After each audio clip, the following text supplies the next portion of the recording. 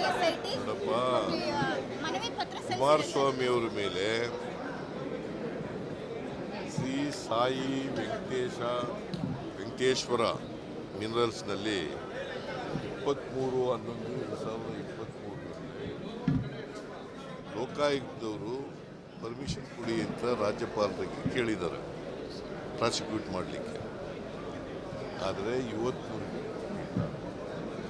ಮತ್ತೆ ಕೇಳಿದ್ದಾರೆ ಅಷ್ಟೇ, ಗೊತ್ತಾಯ್ತಾ?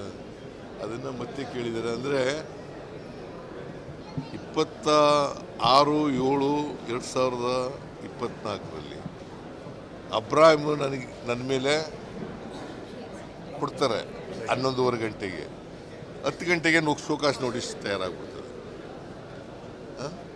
ಇದು ಡಿಸ್ಕ್ರಿಮಿನೇಷನ್ ಅಲ್ವೋ?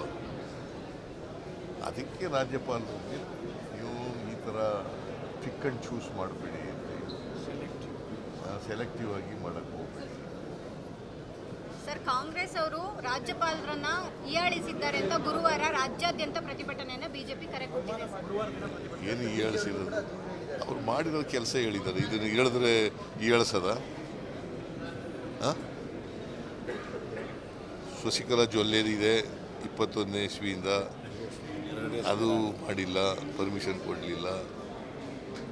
HD ಕುಮಾರಸ್ವಾಮಿ ಮೇಲೆ ಕೊಡಲಿಲ್ಲ, ಆಮೇಲೆ ನಿರಾಣಿ ಮೇಲೆ ಕೊಡಲಿಲ್ಲ, ಆಮೇಲೆ ಜನಾರ್ದನ್ ರೆಡ್ಡಿ ಮೇಲೆ ಕೊಡಲಿಲ್ಲ. ಇದನ್ನು ಹೇಳಿದ್ರೆ ನಾವು ರಾಜ್ಯಪಾಲರ